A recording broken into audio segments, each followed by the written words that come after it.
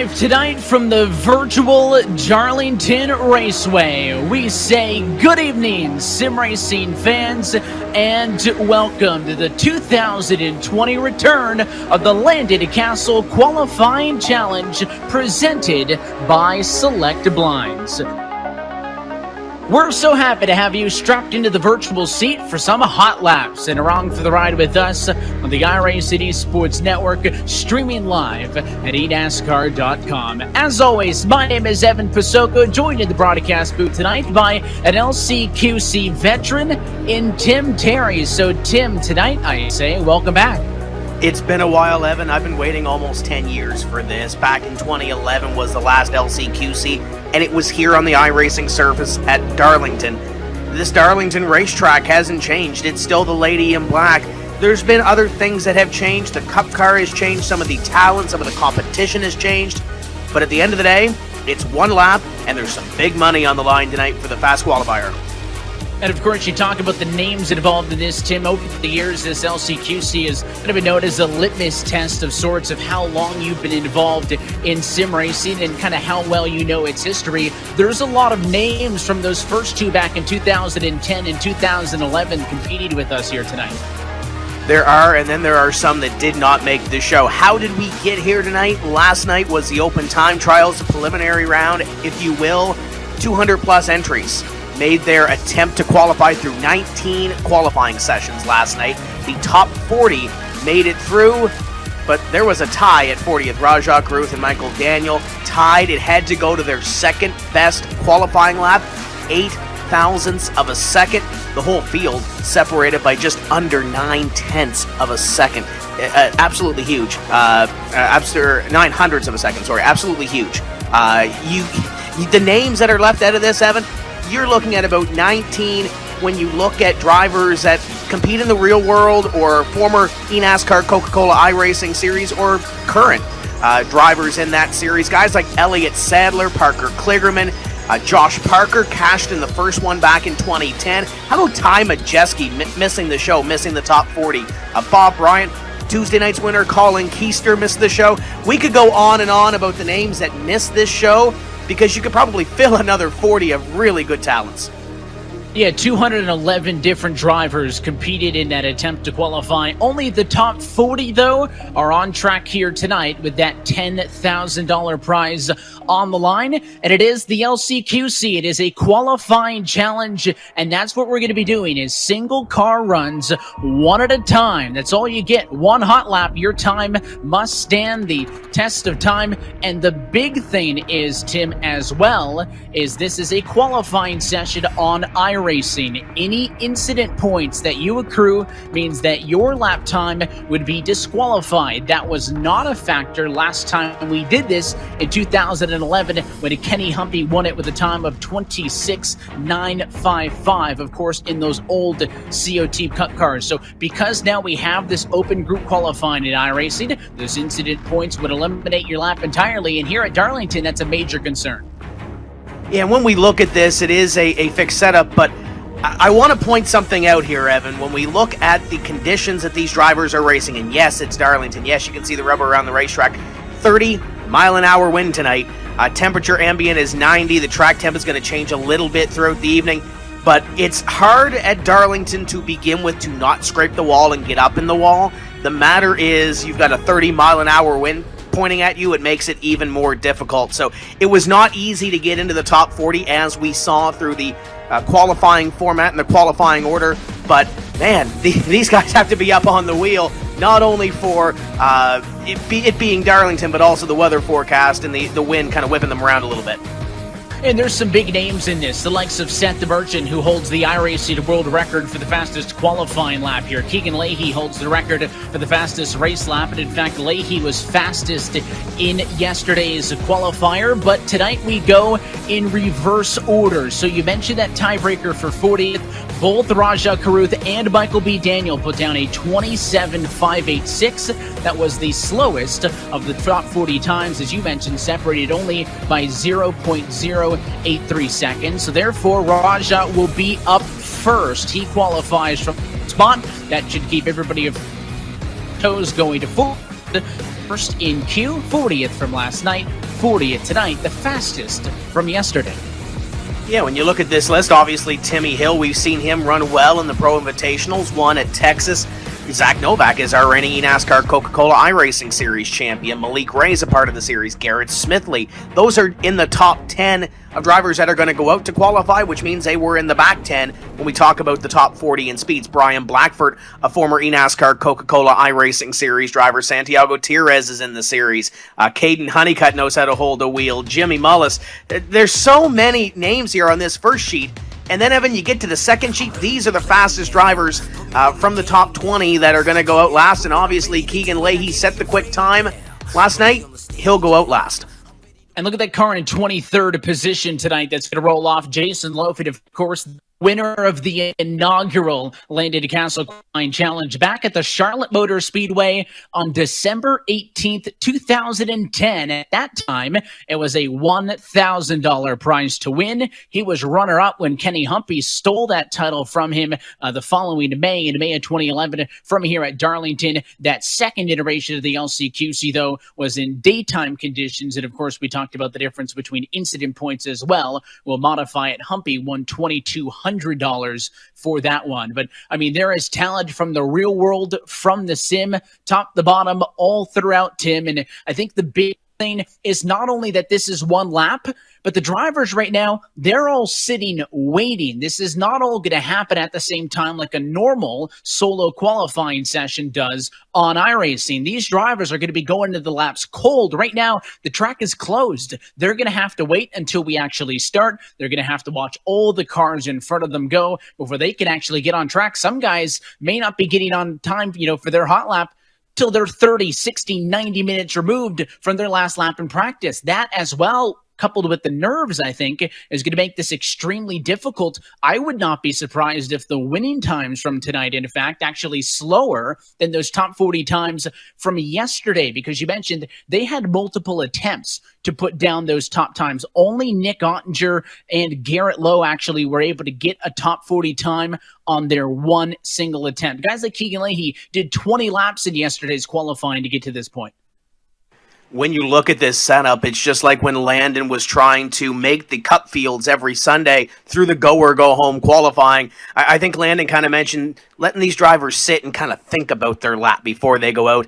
It might even be a head game to do that as well, Evan. So this is going to be exciting as we get ready to go qualifying here with 40 drivers. They're still thinking about it. I don't know how much head games are being played, but we'll find out very shortly. We're getting set to dish out $10,000, Tim, and I believe you now have landed with us on the broadcast. Yeah, let's chat with Landon Cassill. Landon, welcome back. Landon Cassill Qualifying Challenge. We just talked about why this event came to be, but let's hear it from you. Why did the Landon Cassill Qualifying Challenge come to be back in 2010? It came to be because I was in a position in my professional racing where every single week I had to put everything on the line to make the race and to make a living. And I used iRacing to learn the racetracks, and it all came down to one lap for me during that time in my career. So I wanted the people on iRacing to feel what I felt every Friday. So yeah, we put up the Landon Cassill Qualifying Challenge, put up some money, and it was a great show. It was incredible, and I feel like 9 years later, what a better time to reboot it. And I was about to ask, why the reboot 9 years later? We've got so much talent here that it tried to qualify last night. Why the reboot here in 2020? I mean, there's so much energy around what we've been doing. iRacing has been so great with the Pro Invitational Series, with the way NASCAR has pivoted in the last 2 months. The community has supported me.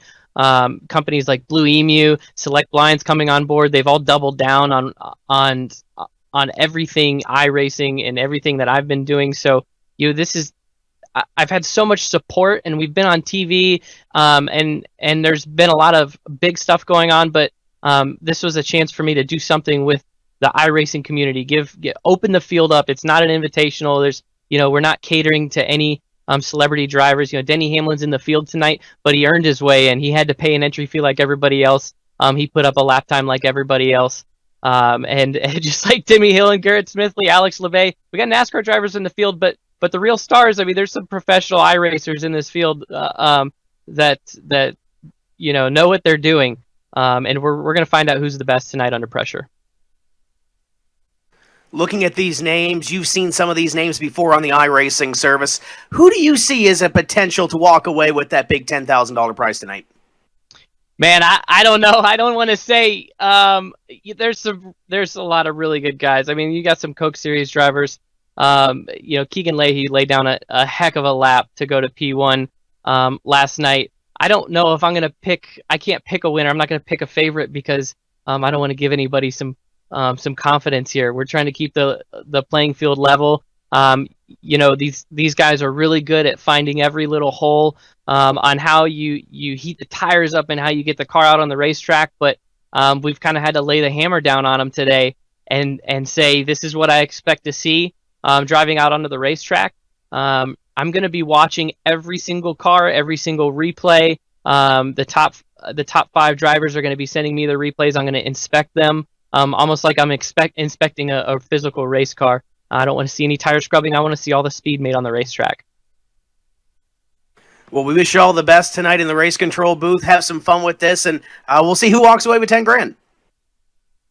That's the best part. I've been waiting for this for a long time, so I can't wait to see this happen.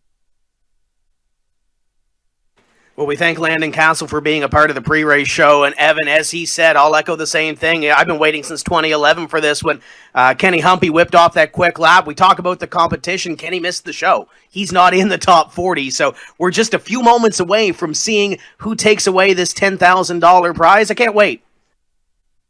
Yeah, we sent home championship sim racers to pro drivers, and tonight it is the top 40 that remain. And when we come back, the first driver will hit the racetrack. We're set to go for the 2020 Landon Cassill Qualifying Challenge. It starts next from Darlington. Hi, I'm Rusty Wallace. And I'm Johnny Bench. And we're no strangers to big-time pain. Which is why we trust Blue Emu's pain relief products. I use it every day to keep me on the move because winning never gets old. Blue Emu pain relief products, non-greasy, deep-penetrating formula gets down deep into your muscles and joints to do its magic. And speaking of magic...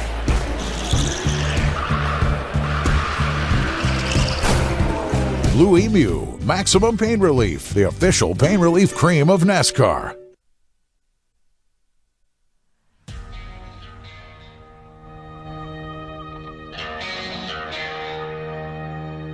And back live for the virtual Darlington Raceway as we are set to go for the Landon Cassill Qualifying Challenge presented by Select Blinds. We're happy that you're with us on the iRacing Sports Network. Evan Pisoko, Tim Terry up top with you, Tim. And let's talk Darlington. We mentioned that this was the track that had played host to the last time this event happened in 2011. The oldest speedway on the NASCAR circuit, Darlington Raceway's egg-shaped configuration. One at the end and a big wide open one, while the other one's pinched tight.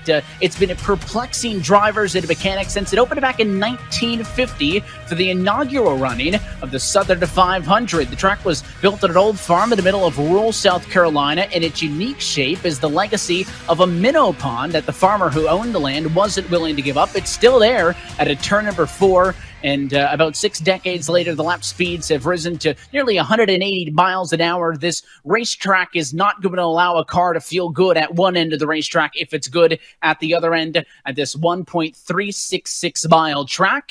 And we get set to see our first car on track. It is your P40 qualifier from last night, and it is Raja Karuth, a member of the NASCAR Drive for Diversity program. He is as well in a top 25 spot in the iRacing NASCAR Road to Pro. He's a development driver for the Richmond Raceway Esports team out of Washington, D.C. The number 6 Toyota about to be the first car on track.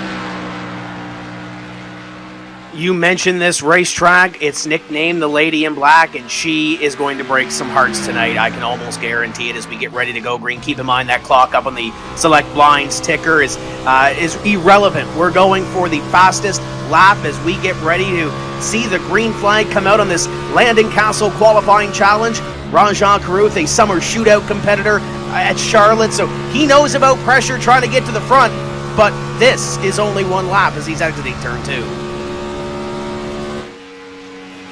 That was the wide end of the racetrack. Down in 1 and 2. Now he's going to have to try to tighten it up here in 3 and 4. Leaves about 4 feet of space off of the outside wall. And he got the fence there at a turn number 4. Carruth to the line. The lap time is not going to count, courtesy of the incident point, and Carruth goes with a DNF in the first qualifying effort of the evening. Tim, we talked about how this differs from 2011, and that one, drivers would basically send it into the wall. That penalty was losing about 0.2 of a second. Here, you get the fence, you get nothing, and unfortunately for the 6 machine, it was a good lap, but at the very end there, overstepped that boundary.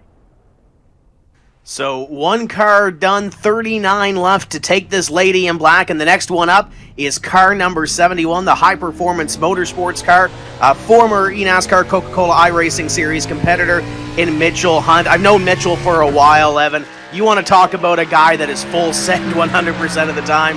It's this guy right here. Expect big things out of him. And when we talked to some of these drivers earlier, you talked about the 0.08 of a second in between the first and 40th place last night in qualifying. Any one of these drivers could win, and Mitchell Hunt has a firm belief that he can cash once again. He was third in one of these Landon Cassill qualifying challenges before, and he is on the clock. Heard a bit of a feather of the throttle there in the center of 1 and 2. A big thing here is going to be committing when you get back into the gas to not roll back out of it off of the quarter. He finished third, he mentioned, back in 2011. That was here at Darlington. Final time off of turn 4. Clear of the outside wall. We'll see our first timed lap, and the benchmark is set, a 27.629, as Mitchell Hunt, the first driver to secure a time in a qualifying. Of course, that is about 1/10 of a second off from his best from last night. So 1 in so far. Mitchell Hunt is currently on the $10,000 hot seat, but that could change throughout the next 38 drivers that are set to go qualifying in this Landon Cassill qualifying challenge presented by Select Blinds. Our next driver pulling up to the start-finish line, or the start line on pit road, and man, it's great to see John Gorlinski back in the bright yellow. The William Byron Esports number 97 has a new look to it tonight as he gets ready to be sent by the officials to come out on his run. And we talk about the drivers that involved in this in the past, and John Gorlinski making a return. The driver out of Harrisburg, North Carolina, just outside of Charlotte. Of course, the driver in the eNASCAR Coca-Cola iRacing Series for William Byron Esports. And we talk about Timmy Hill, who's going to be up next. It's John's boss and William Byron, who went head-to-head with Timmy for a lot of those races over the last couple of weekends on Fox. So again, he just has about this 3/4 to half of a lap of to kind of warm this up. And Tim, 3 and 4 here before your actual timed lap starts. Super critical to get a good run off as here he goes. Absolutely, and I think we saw with Rajah Carruth coming off of that corner number 4, you might see a couple of guys be a little more timid as up and against the wall in corner number 1 and 2. There were some sparks flying. I think he got close enough to maybe get a 0x, but he's still on the wood. There's only one way to find out, and that is to see if the time posts at the start-finish line. Down in 4 now. This is where Carruth got into the outside wall. That safer barrier extended off a quarter 4. Gorlinski to the start-finish line, a 27.714. Not fast enough to overtake Mitchell Hunt. The lap was clean, but that puts him currently second out of the 3 that have gone. Yeah, great to see one of the self-proclaimed old guys get up on the wheel on this one, but currently P at number 2 to Mitchell Hunt. You mentioned the next driver that's coming up in qualifying, a Pro Invitational winner a couple of weeks ago, and he is excited to get up on the wheel. He is a former eNASCAR Coca-Cola iRacing Series driver as we see those 2 drivers on the side, and we're going to be able to look on board the roof claim number 66 at Timmy Hill as he pulls up to the line. And one of the talking points over the course of that Pro Invitational is race control. Joshua Mendoza gives him the green light, and he is off and away, Tim, is the fact that, yeah, sure, Timmy Hill drives in the NASCAR Cup Series, but that setup there that he's working with is basically the same thing that I've got. I'm sure it's the same thing that a lot of iRacing members have, and is a relatively basic setup. Goes to show you that you don't need the flashiness to get the speed. It comes down to driver, as Timmy Hill gets set for his one and only lap. Driver is focused. I know he worked last night with Adam Gilliland, who we'll see a little bit later on in the Landon Cassill qualifying challenge, and along with Justin Fuller to try to get into the show, and Timmy Hill was able to do so. Bottoms out through 1 and 2, gets it right up against the wall in turn number 1, gets it down the racetrack and points it down the back straightaway.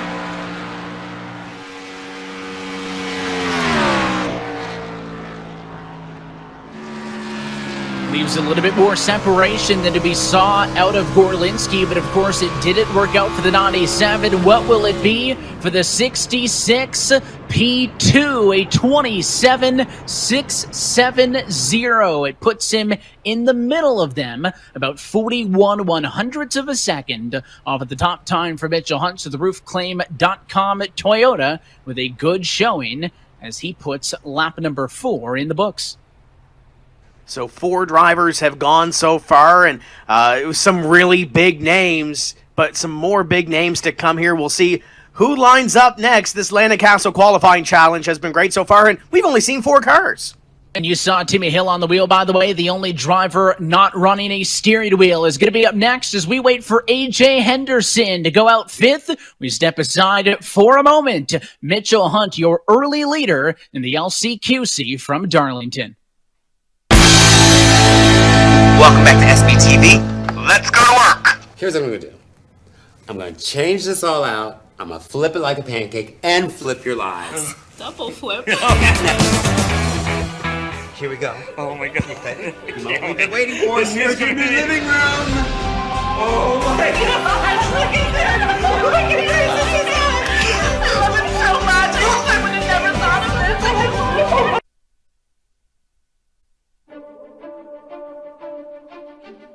And of course, tonight's coverage brought to you, and a big thanks to the folks over at Select Blinds for sponsoring tonight's event. You can show your home a little love with custom blinds you'll love. You can check out their website at selectblinds.com.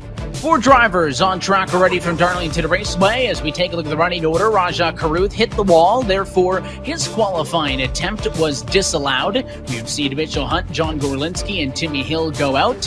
And it is currently Hunt at the top of the board with a 27.629, Tim, as we get set for A.J. Henderson to hit racetrack. Mitchell Hunt's lap time from last night was a 27.585. That came on lap number 9. So again, because of those multiple attempts, not going to be shocked if the best times from this evening a little bit slower than what we saw, as A.J. Henderson's going to bring the Blue Emu number 89 Chevy onto the track. That'll accrue a little bit more of a bounty, of a bonus available if somebody can get the job done in that car. And there it is, the only driver not using a wheel in the field. Tim, you've ever tried to do a hot lap at Darlington on a controller?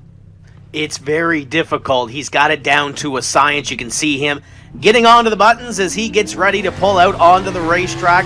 Henderson in the 89 car, going to see what he can do with a controller. But at the end of the day, Evan, it's still that laser focus that he has on the screen, trying to navigate that Blue Emu number 89 around as he is on the warm-up lap, getting ready to come up to speed through 3 and 4.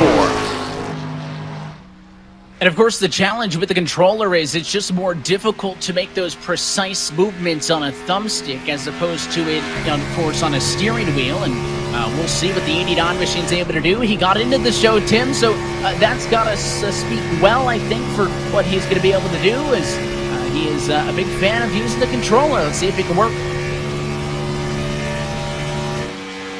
He'll run it down into corner number 3. Looks smooth through 1 and 2. We'll see what the stopwatch says this time by the stripe. A little conservative off of corner number 4 than what we saw with a couple of these drivers, but he'll come up at a 27.724. It'll put him 4th so far out of the 5 drivers that have qualified. So a great qualifying run for A.J. Henderson, but not enough to knock Mitchell Hunt off the top. And just for comparison's sake, Tim, if you put down a 7.24 last night, you would have finished 122nd in the running order. But of course, AJ Henderson making the show, courtesy of those multiple attempts, and he ends up provisionally P4. And I'll tell you what, that's a really good time if you're asking me, based on somebody who's going to be using, again, that controller. Only driver in the field who dared to try it out. Think kudos needs to go to that 89 machine of Henderson. So next on track is going to be, you can see it rolling in the pit lane, set for car number 6. It is going to be and then as well with that Radius 1K Chevy Camaro on track. Tim, Radius challenged a couple of drivers that if they could get the race win in this paint scheme, they would add a $1,000 bonus onto the $10,000 prize to win. And let's see if he can do it. Isaac Gann trying to collect the Radius bounty, the 1K, as he comes up to the racetrack. This is his warm-up lap to get up to speed, and he's going to have to do it fairly quickly. So not only is 10K on the line for him, if he can take away the Landon Cassill qualifying challenge, he'll pick up an extra $1,000 bonus for the Radius bounty as he comes through corner number 4. And Isaac about to see the green flag from Barney here as we get ready for his qualifying lap. The driver out of Senecaville, Ohio. A lot of these drivers have quite complex bios. His simply says, I like to go fast. It obviously was to get into the top 40. Is he going to be able to get the job done when it matters? Here he comes, high side out of 4, just barely keeping it off the wall.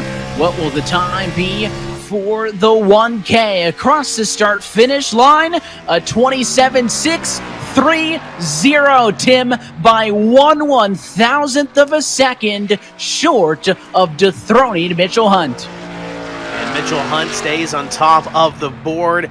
Isaac finishing that 1/1000th out, currently in position number 2. And Evan, we mentioned a little bit earlier, it's $10,000 to win. There's also a cool grand for position number 2, but he's going to be on that hot seat for a little while. 5 drivers have put up a time, 6 total have tried to qualify. And so far, it's down to 1/1000th, but I have a feeling it's going to get really tight near the front of this field if the time trials from last night were any indication. Coming up next, it's the Gary Mercer Trucking number 81 from McKinney, Texas. Adam Gilliland set to be on the hammer.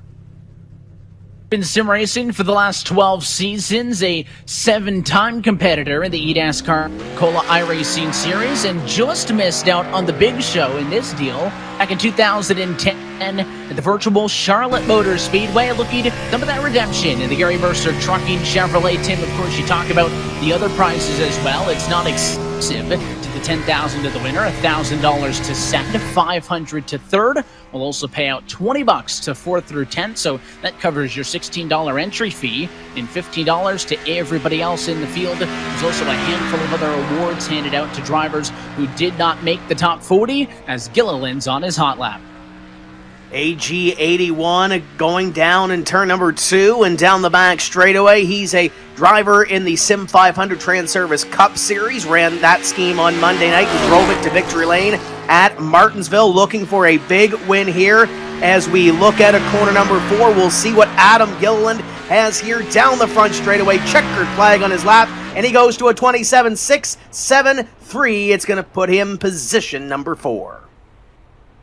So right in the middle for Gilliland, 3/1000 shy of Timmy Hill, and about 3/100ths ahead of the driver of the number 97 machine, and John Gorlinski. Saw that car out earlier in this one in that bright yellow William Byron Esports Chevy Camaro.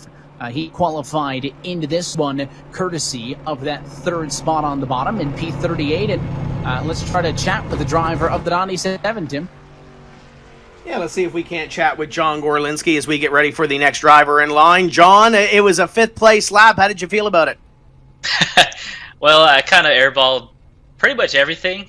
It's really hard to sit there for 30 minutes and not practice, just sit there and think about everything. And the track just, honestly, it seems tight and that there's not as much grip as you'd want.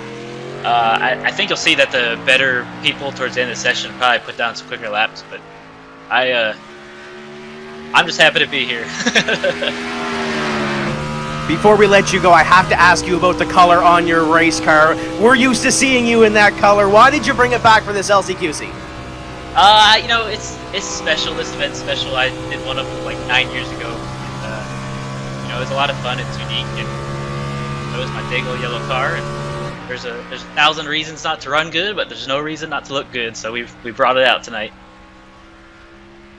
I love it. John Gorlinski, currently 5th on the board as Zach Novak is on the wood. Evan, down the back straightaway. And you want to talk about a driver with some sim racing accolades. The 2019 Coca-Cola Series champion and an Ignite Series champion as well. And he'll come up at a corner number 4, and he will go to 3rd at a 27.648. So a 27.648 will put Zach Novak in the Sunoco Richmond Raceway Esports number 90 to position number 3 as we get ready to see the next one on the racetrack. And let's bring in Rajah Caruth, who had the first lap here this evening. I know it's not the lap that you wanted, Raj, but talk about this Landon Cassill qualifying challenge experience.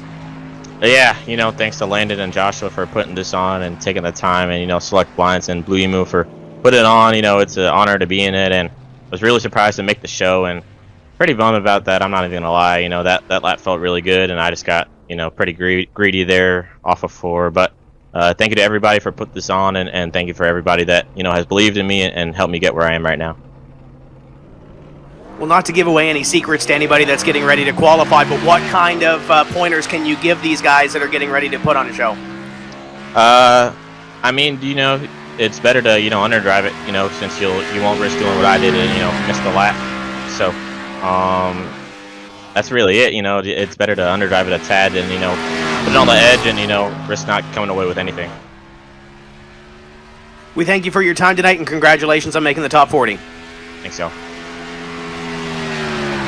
Well, Evan, we've got another one of the Radius Bounty drivers on the racetrack and on the wood getting ready to go at it, and it's Garrett Smithley.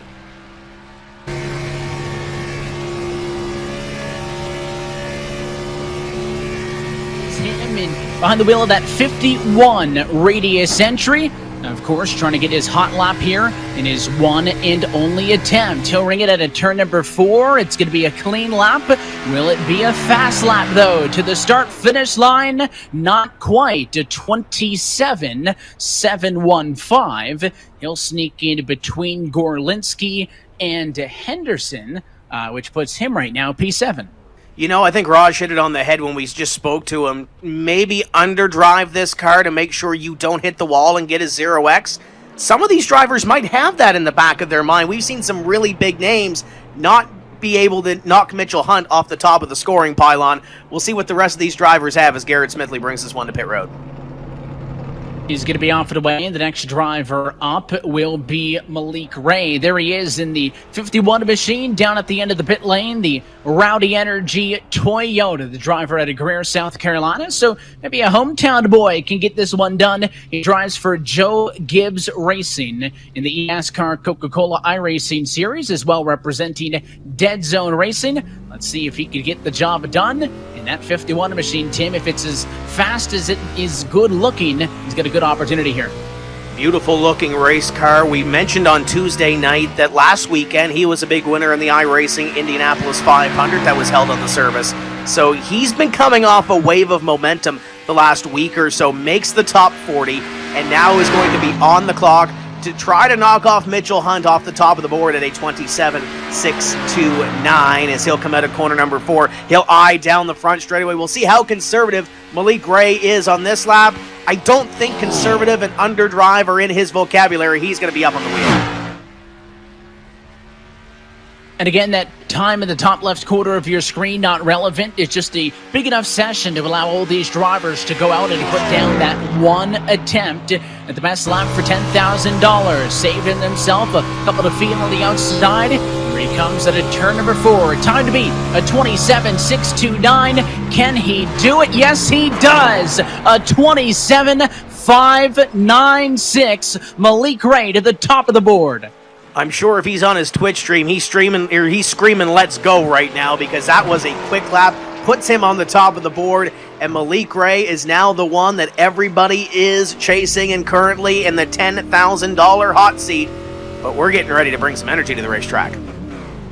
He continues to pick things up and to stick with that energy theme. It is Jimmy Mullis next onto the racetrack. The 19-year-old out of Midland, North Carolina. He's been a sim racer for 7 years, but as well a professional level now at the sim for 4 years. And he is sponsored by Coca-Cola Energy, the second driver that we've seen on track tonight, represented by the Coca-Cola Series team in the Richmond Raceway Esports. And this is definitely a guy to watch out for. Again, Tim, we still have not seen a time matching a top 40 qualifying time from last night. So in theory, you just got to go out there and repeat it. But again, we talked about the nerves of only having one lap, coupled with the fact that, again, these guys are sitting cold turkey on the pit lane for the last 30 minutes. They kind of feel cold, I think, going into this, and we'll see if that's a factor as Jimmy Mullis is on his lap. Gorlinski touched on that when we spoke with him about thinking about your lap, a little bit of pressure being added to you as Jimmy Mullis rolls that Richmond Raceway Esports car down the back straightaway. He'll eye 3 and 4. We've seen some drivers here be a little conservative as he drives it down through 3 and 4.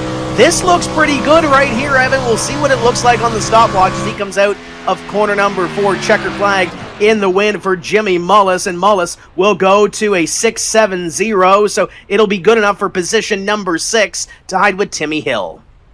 And he will tie him up for 5 and 6 on the board. But it is a new face at the top of the scoring to pile on to Malik Ray in front with 10 cars down. We'll be back for more. You're watching the Landon Cassill Qualifying Challenge on the iRacing Esports Network. Hey, you reached the Muellers. You gotta be kidding me. How do you not have blinds? I love Select Blinds. John? You gotta get in here.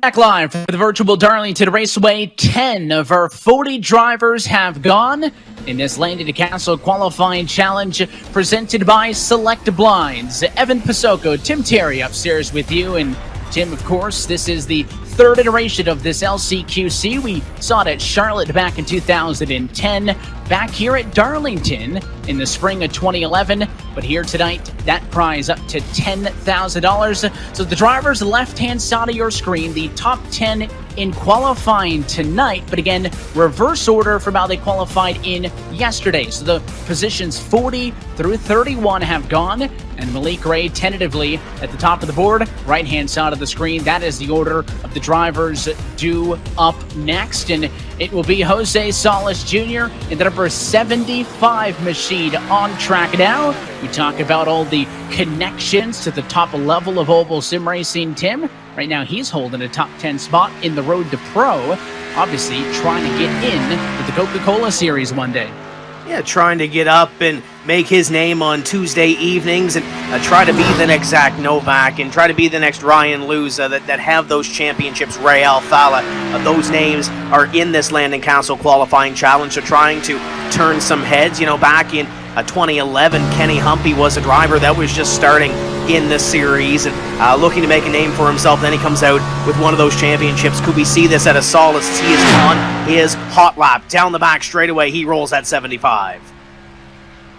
And again, this part of the racetrack, the tricky one, because that wall's going to come up at you at a turn number 4. He leaves a good amount of space, and objective 1 is complete. That is make sure the lap is clean. Is it fast, though, for Solace? Oh, he ties at the very top of the board. A 27.596, and it's going to give him a tiebreaker. Solace on top of Malik Ray with an identical lap time.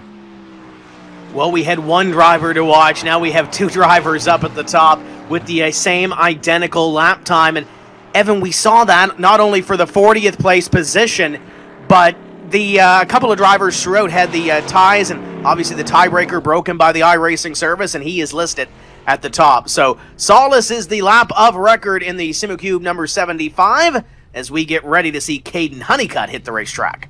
Yeah, and can confirm that he is the fastest time, which means the margin of difference between those two cars goes down to the 1/10,000th of a second bracket, or a fourth decimal point. Of course, our timing and scoring will only show that to the third with that 5.96. But there is Caden Honeycomb out on the racetrack, the driver out of Aledo, Texas, who qualified in courtesy of a P38 position, or 28 I should say actually, yesterday, qualifying into all of this. And let's see what the next link number 10 Toyota Camry's got us.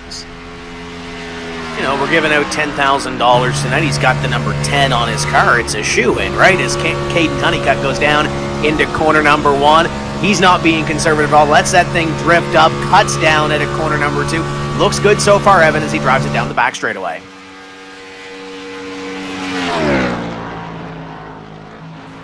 Oh, and he got the wall right there. You could see the sparks fly. I was listening in to see what he was doing on the throttle, and Honeycutt oversteps the boundary.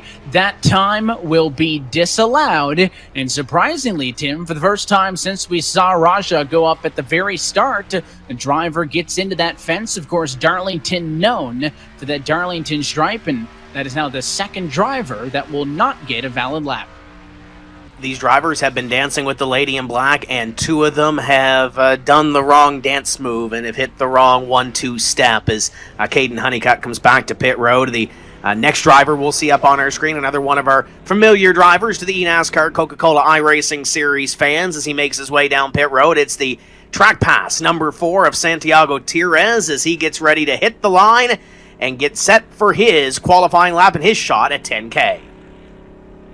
And you can see he's got the North Carolina flag there, Tim. But the fun thing that I like is, we look back to these sim racers and kind of how they connect to the real world. And Santi, originally out of El Paso, Texas, is where he grew up. He raced 4-cycle and actually worked for a local sprint car team growing up. Currently a student at the University of North Carolina at Charlotte, studying electrical engineering. All of that on top of his duties in the Coca-Cola iRacing Series, driving for Latar Esports. You talk about a full plate as that track pass Chevy's on track. Correct me if I'm wrong, but the last couple of races we've covered on Tuesday nights, he's had decent qualifying efforts, so he knows how to get it done in a one-lap scenario. But this is Darlington, this is the lady in black, and we've got $10,000 on the line for this one lap. Green flag as we work through 1 and 2.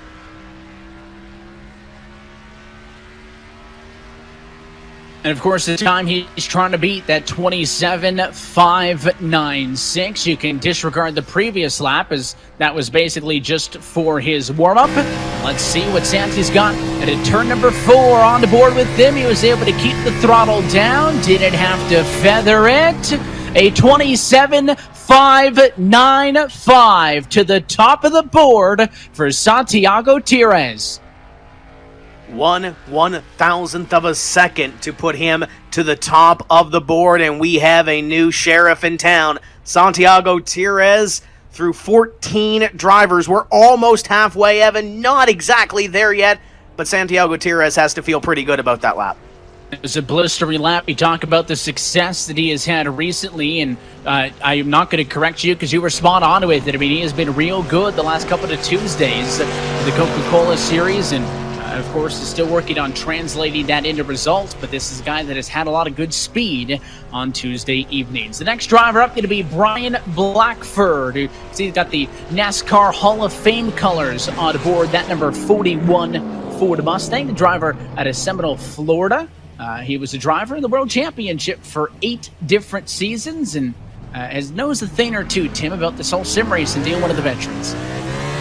Yeah, Brian Blackford up on the wheel. Really great to see Brian back in the spotlight. One of the most probably underrated drivers that we've had on Tuesday nights in the eNASCAR Coca-Cola iRacing Series. Really knows how to get up on the wheel and get it done in this virtual racing school. NASCAR Hall of Fame number 41. Does some wicked video work as well, too. I know he's good with a camera and good with editing software, too. So in his free time, not only does he get up on the wheel on the sim racing and on iRacing, he also knows how to shoot and edit a video as he is on his quick lap down into corner number 1.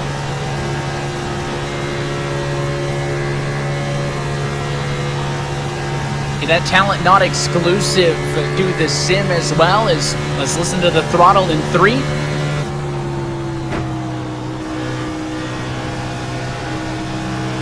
You can see it was a little bit light, but he got back onto it, but he didn't have to pull it back out to the start-finish line for Blackford. His time, a 27.651, middle of the road right now for Landon Cassill's E-Crew chief over the last couple of weeks. You know, you see that smile on the lower third. I'm sure he's a little disheartened by that lap, but Brian Blackford is one of the happiest people that I've met. So I'm sure the smile is still on his face, but I know he wanted a little bit more. But P7 currently through this Landon Cassill qualifying challenge, Evan. Yeah, he'll bring it down to the pit lane. Let's bring some more faces into tonight's broadcast coverage as we wait for Ryan Doucette due up next to get onto the racetrack. Let's see if we can chat with those Richmond Raceway esports drivers, both of which we have already seen on track here this evening. And there they are, top left and bottom left. Let's say hello to the likes of Jimmy Mullis and Zach Novak. Guys, how you doing? Doing well. Hope you are. Doing pretty good. We've got the catbird seat for all of this, and Zach, we'll go to you first because the 27.648, the best of the two of you so far. That is P6 in this one.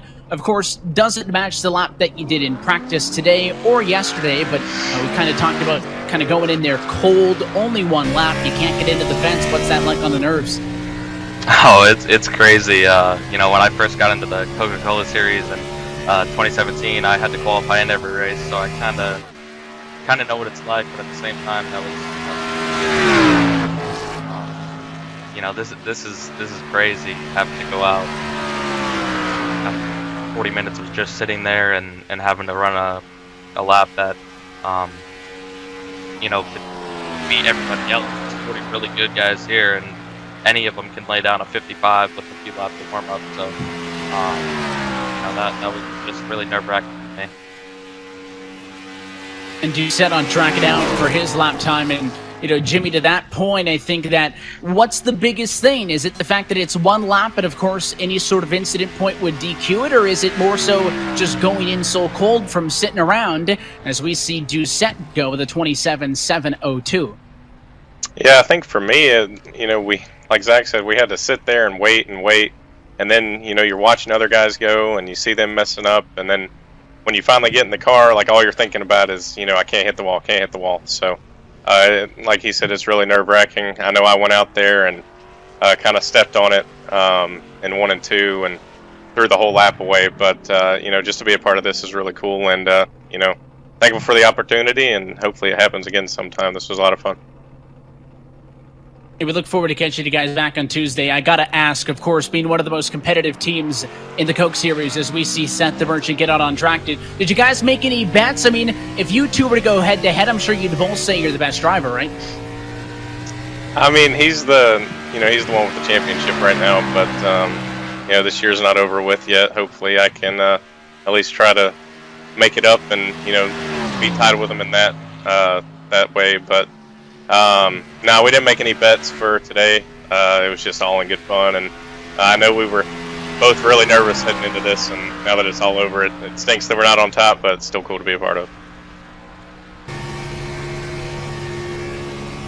Hey, Evan, I picked Zach Novak last week, and Zach Novak, didn't have the best of races on Tuesday night. So, Jimmy, what are we going to do here in a couple of weeks in Atlanta? Can we win that thing?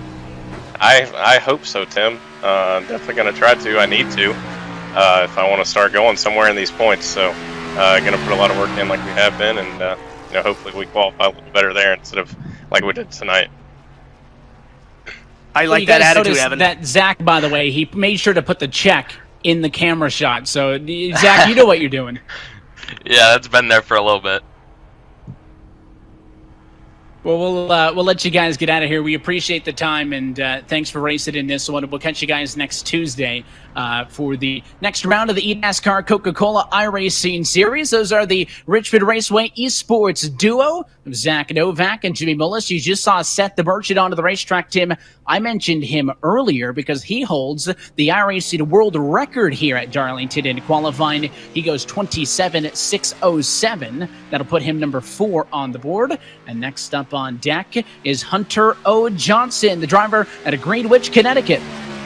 We've had a couple of drivers from New England the last couple of attempts up. Ryan Doucette, Seth the Merchant, and now Hunter O. Johnson gets ready to go on the loud pedal. Seth the Merchant's lap, fourth quick at a 27.60. And now Johnson on the wheel and getting ready to see what he has for these boys. Is this a $10,000 effort?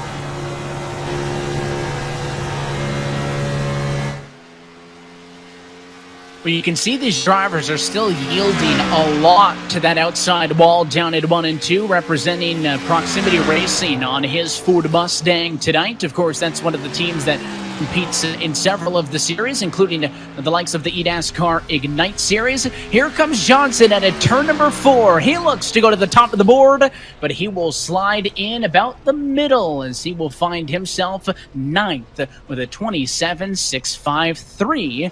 That's really only, Tim, 5/100ths off at the top position, but when you consider how tight 1, 2, and 3 are, it feels like a mile. And it's 5/100ths off of $10,000 as he'll pull it back down to pit road, and we'll see where he shakes out after this run. But coming up next, we got a driver that is a former winner in the eNASCAR Coca-Cola iRacing Series. Great to see this 21 back in the spotlight on the eNASCAR side. Alan Bowes getting ready to hit the racetrack. Yeah, that's the name that we haven't seen in just a few, years, but of course happy to have Alan back, and he's trying to get back to that level, Tim, running for Total Advantage Motorsports. That's the Landon Huffman group in the Road to Pro, trying to get back to the top of that mountain, and he is going to be in that Total Advantage Motorsports Toyota. We also heard with Landon that what they're doing right now, Tim, as well, going to be awfully scrutinized because drivers sometimes will try to heat up their tires, lock it up, get some heat into them, and there is a strict ban on any of that. So not only are we watching now, but of course race officials, Landon described it, it was basically like a post-race tech. They're going to go through the replay files for your top finishers and make sure there's no funny business. It has to come down to what you do on your lap, not before it, as Alan Bowes is on his flyer.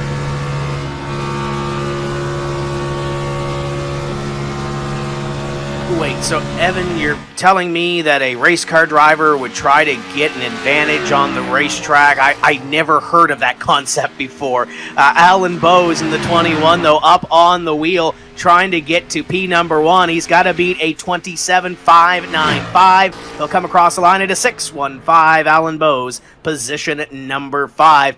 It was a good lap, but not good enough to unseat Santiago Tires from the top of the board. And we're almost halfway through the field now, Tim. Allen was 22nd in qualifying last night.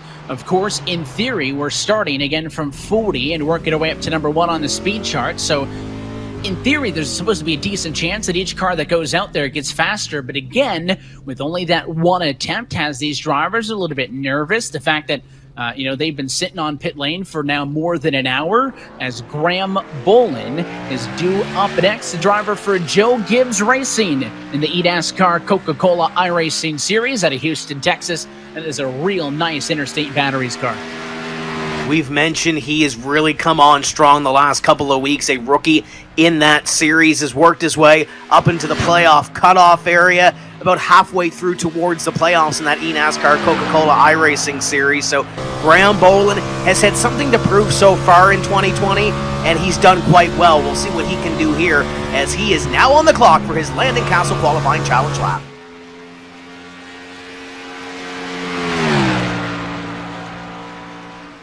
Been a while since we've seen a new fast time. Again, Tires and Solace along with Malik Ray. The 5.95.96 range is hopping to Sparks there on the entry to turn number 3. Does that mean he'll be at an incident point? No, but there he will.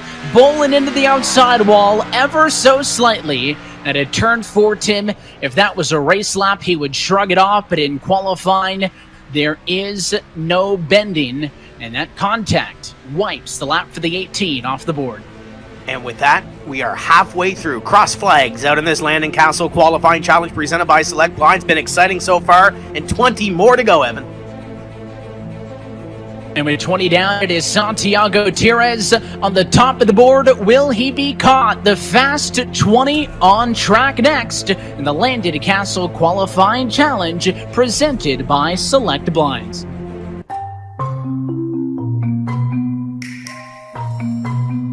if every moment of your life is on display, if your business seems to be everyone else's business, it's time for SelectBlinds.com. SelectBlinds.com can keep your life more your own. Visit SelectBlinds.com. Right now, save 30% on all blinds and keep your business your business.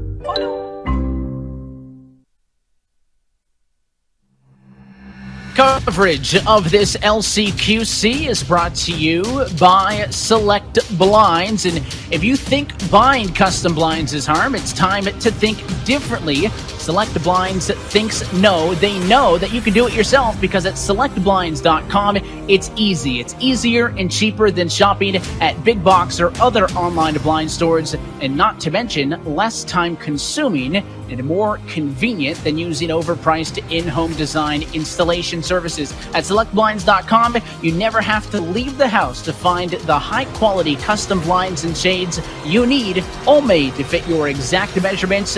They guarantee it, and all at a great price, so you can be proud to have them hanging in your home.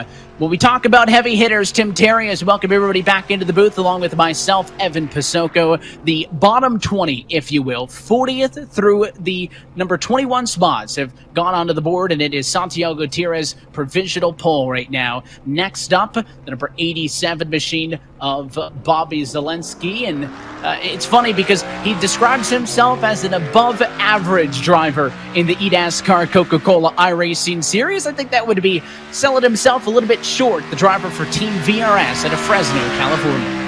One of the top drivers every time we hit the racetrack on Tuesday evenings, a part of the virtual racing school, and we saw it on those shots coming up to speed. What a beautiful looking number 83. The lights just shine off of that car. There it is right there. Hats off to all the painters that had a hand in that one. He's on his lap right now, and John Gorlinski said earlier, if it doesn't look fast, at least make it look good. I think Bobby Zilinski has both of those checked off here. As it comes down the back straightaway, nice and easy that time. 1 and 2 has not been the issue tonight. It's been down here in 3 and 4. He was able to get in clean to 3. He was right up against the outside wall, and the exit. Oh, he got the fence though. Zilinski.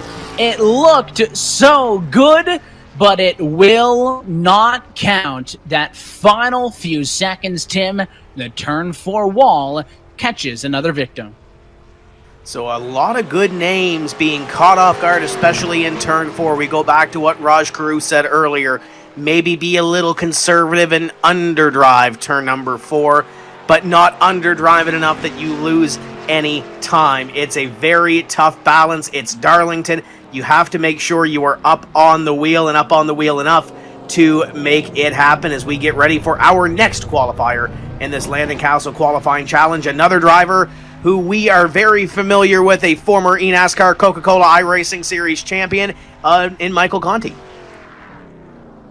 A past series champion in the Coke Series in 2014, a 9-time race winner. Going to get set to roll off in the WR1 Sim Chassis entry. And let's chat with the driver at the top of the board right now, Santiago, a 27.595's got you on top. How you feeling?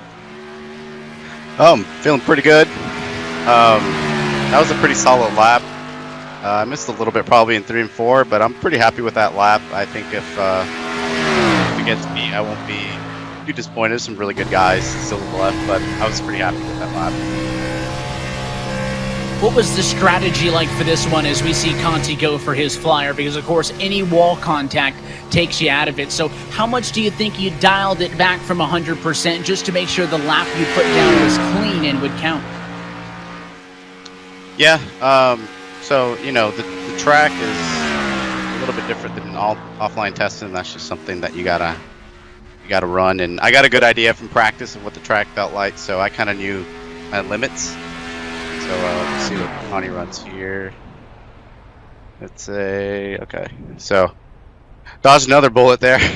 So there's a lot of good guys, but yeah, just making sure that you're just nice and smooth, hitting your marks, and yeah, that's pretty much it. Keeping your nerves under control.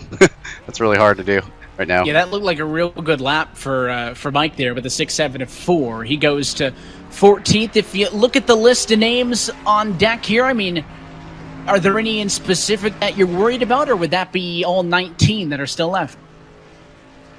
To be honest with you, I mean, I feel like all 19 are capable of beating that time. Obviously, there's a couple really good guys that from the Coke side, like Ray and Luza and Keegan and Ottinger. So and even Kerwin. So it's gonna be tough. It's gonna be tough to probably for that time to hold up. I know there's a lot of good people, but I'm pretty optimistic. That was the best I could do. That's all you can do. Well, hopefully for your sake, we're going to be chatting in with you as well a little bit later on. That's the driver currently on the top of the board in Santiago Tires. And you want to talk about some history in this LCQC. The inaugural winner for back in 2010, Tim Terry, is also in the Radius Chevy tonight with a 1K bonus on the line. It is Jason Lofine. He finished first at Charlotte in 2010 and second here in 2011. Does he have some more of the magic? Yeah, I think he does, Evan. It's just a matter of how quick he can pull this number 26 Radius Bounty car through 3 and 4. Spoke with J-Lo last night. He was over the moon about how tight these times were. Tight off of 4, comes to the checkered flag, and J-Lo is going to go to about mid-pack or so. It's a 27.650. That'll put J-Lo up in position number 9. He kind of joked last night, doesn't do a whole lot of racing. He's a spotter for Logan Clampett in the NASCAR Coca-Cola iRacing Series. He's been doing some reporting throughout the years as well. And he kind of joked last night in the heat races. All of these 19 qualifying sessions had heat races attached to them, 5-lap races, inverted field, $15 to win each of them. Kind of joked that he wasn't really a racer, but was able to get up on the wheel for at least 5 laps last night. So J-Lo, a former LCQC champion, will qualify in 9th, which will mean, Evan, that we'll have a brand new LCQC champion in 2020. It guarantees us that we will see a first-time champion. So let's see how this one shakes out. Next on deck is Donovan Strauss, who was the 17th fastest driver in yesterday's qualifying session that saw 211 different drivers try to get to this point. The JDR Graphics Toyota coming to start his lap. He's a Bandolero driver, runs at the Thunder Ring at Atlanta Motor Speedway, so he knows how to get up on the wheel, but now it's a pressure-packed situation for the youngster looking to win at $10,000 as he runs down the back straightaway in the JDR Graphics 51, looking to open the cash registers here through 3 and 4. Back into the throttle. He's clean at turn number 4. What's the lap time going to be for the 51 machine? He will go top of the board. A 27.584. And Donovan Strauss, your new pole sitter. Not bad for a youngster. These youngsters don't know pressure, I don't think, Evan. Got up on the wheel and put it to the top of the board. I'm sure JD Laird at the top of that pit box is a happy camper. The JD Army number 51 will bring it back to pit road at the top of the board, but there are still a bunch of bullets to dodge. Santi mentioned it in his interview. There's one that he couldn't dodge and move the 4 back to position number 2. And of course, as these drivers start to fall down the qualifying lineup, and you can see the full running order left-hand side of your screen, they're all still going to be in the money. Of course, biggest payouts to your top 3, $10,000 to the winner, $1,000 to second, and $500 to third. As Logan Clampett is off at Ray. Tim, let's see if you've got Malik Ray on radio. Yeah, let's see if we can't catch up with Malik Ray. Malik, you've been in some pressure-packed situations on iRacing before. How is the pressure on your lap in this Landon Cassill qualifying challenge?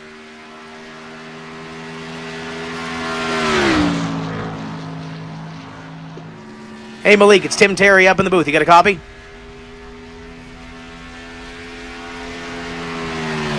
Well, Evan will work on that as Logan Clampett is on his hot lap.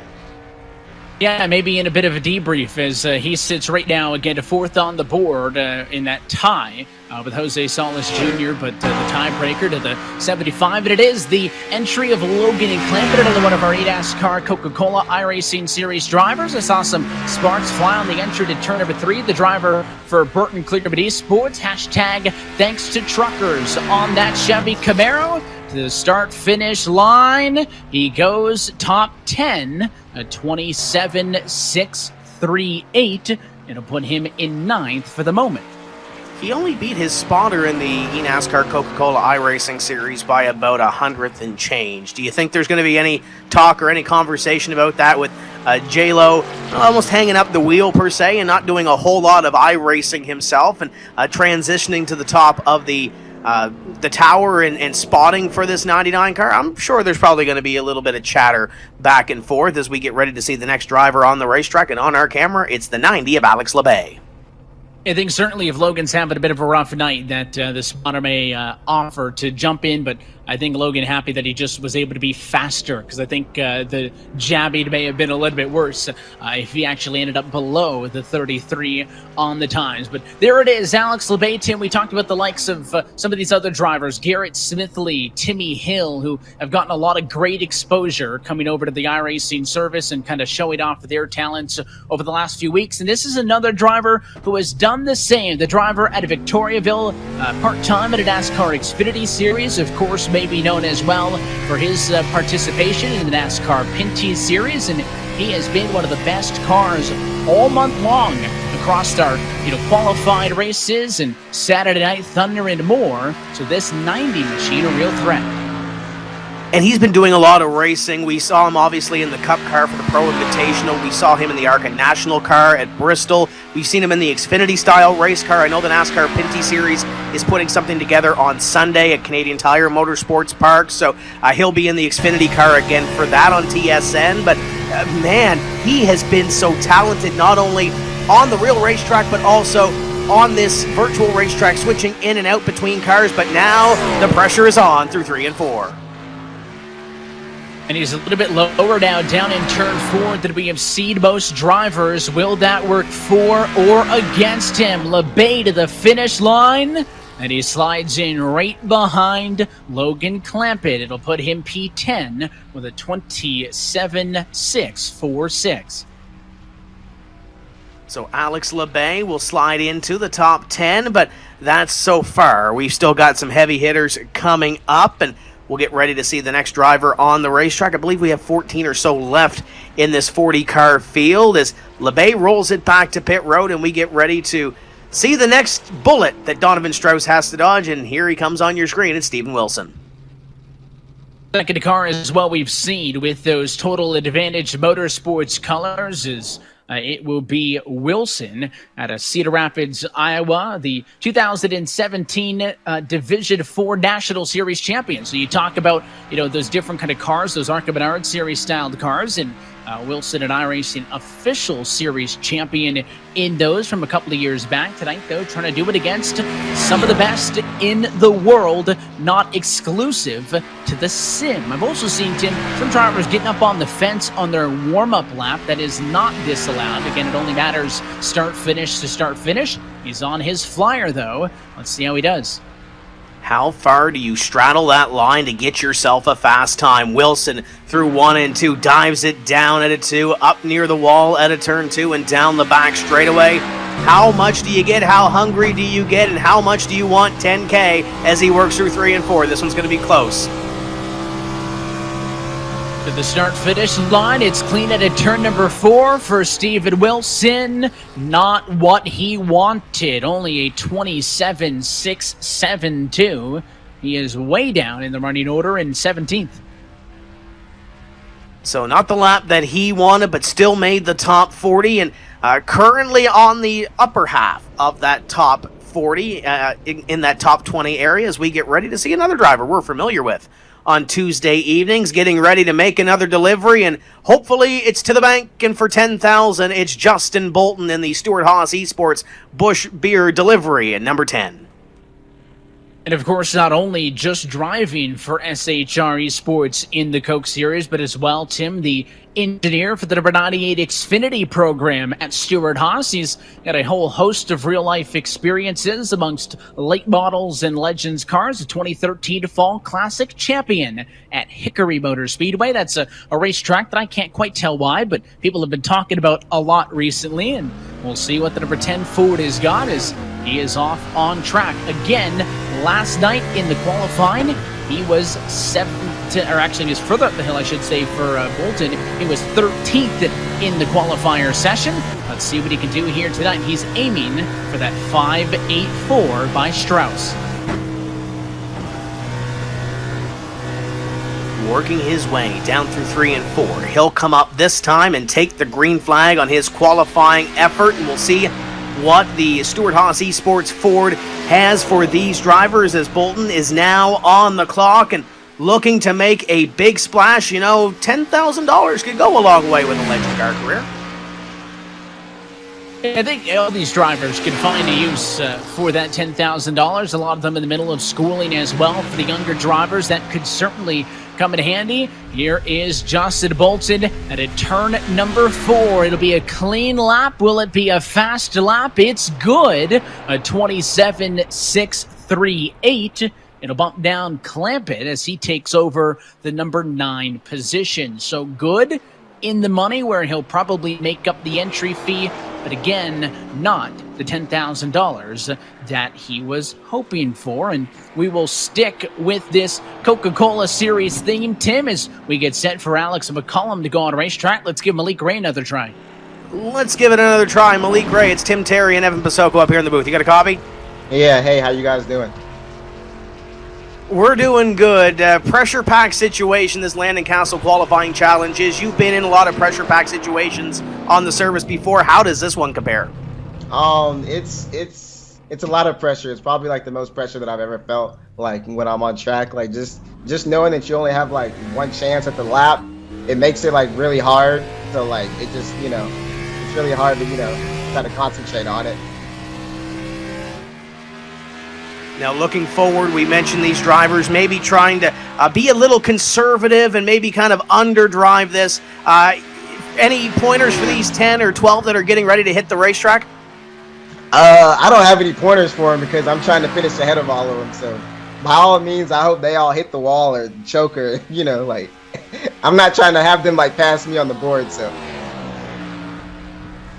Well, great effort tonight. Congratulations on making the top 40. And, hey, congratulations on the Indy 500 win last weekend. That was great to see. Thank you, man. I appreciate it. Thank you. Thank you. That's Malik Ray and the Rowdy Energy Ride as Alex McCollum up on the wheel. And we talk about streamers. If you're on the Twitch side of things, make sure to follow Malik, one of the best follows on there as well. Here's McCollum for his timed lap, a 27.637. That's kind of the sweet spot for a lot of these drivers. 5/100ths off of the very best, but the driver for G2 Esports puts his Chevy in position number 9 on the qualifying board. And now we are on the doorstep of your Fast 10. Next up will be Nathan Lyons. So, Tim, I'm noticing the theme that we do have the real-life pros, and we do have, you know, some of the drivers through the ranks of the top oval stuff, but I think the Coca-Cola guys taking this personal and making this as an opportunity to prove a point that they are some of the best sim racers in the world. They, by far and large, make up a bulk of this field. And so Lyon is up next, the driver of the number 6 car for Roush Fenway in the Coca-Cola Series. He's got a Cronus colors on board, that Mustang tonight. He's at the end of the pit lane, and he waits for the green light. And, you know, we chat about this being one lap. These eNASCAR Coca-Cola iRacing Series drivers, especially in the last 2 weeks, Evan, have put on a great show with some long green flag runs. There's no long green flag run here tonight. You've got to get up on the wheel for about a lap and a half to your warm-up all the way up to the green and checkered flags as Nathan Lyon going to get ready to go on the clock here and see what he has. His teammate Colin Keister scored big on Tuesday night, winning the eNASCAR Coca-Cola iRacing Series event. Can he win the Landon Cassill qualifying challenge and complete the week for Roush Fenway Esports? He's on the clock.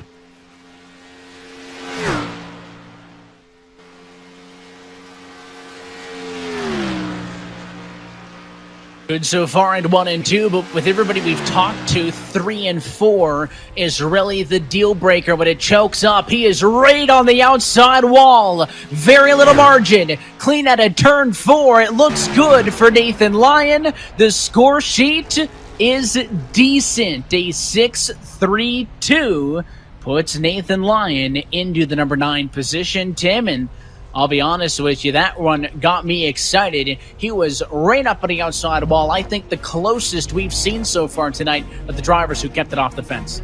Nathan Lyon and Justin Bolton, especially in these last few qualifiers, have really laid it out in turn number 4. Evan, I think you're going to have to do that in order to win this event, but you're going to have to be conservative to make sure you don't overstep that line and get the fence.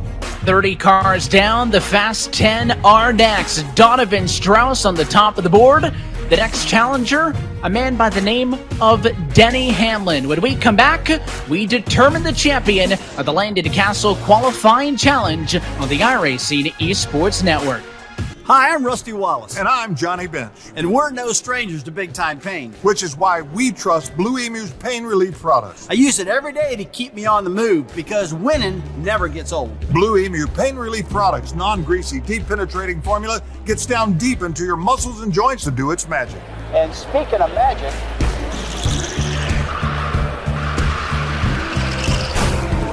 Blue Emu, maximum pain relief, the official pain relief cream of NASCAR.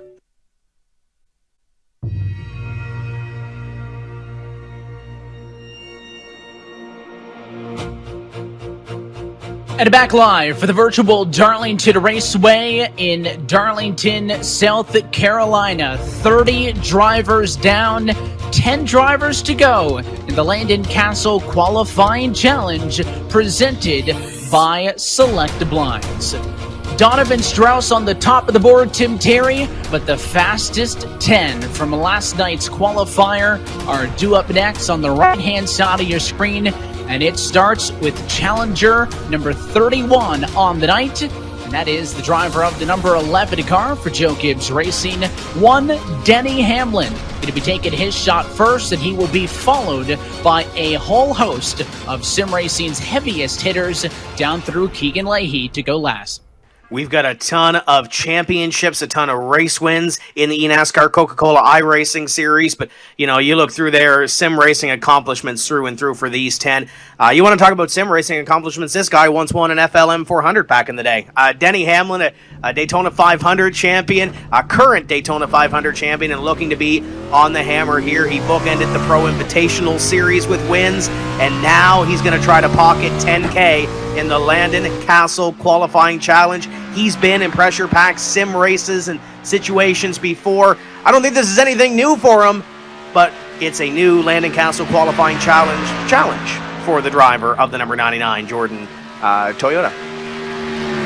Yeah, let's talk a bit about that Toyota. Real nice ride, of course. Jordan Brand on board, the team that he owns in the Coca-Cola iRacing Series. As Hamlin is on his lap, the driver, Chesterfield, Virginia, a little bit higher up the hill, as we're on board with him. Hamlin runs down the back straightaway. Looked good, looked a little conservative through 1 and 2, which is what you need. How much does he try to get at a turn 3 and 4? He'll cut down the racetrack. Up the hill he goes. I think he left a little on the table, Evan. Checkered flag comes out at a 27.698. Yeah, he left a little bit on the table. P23.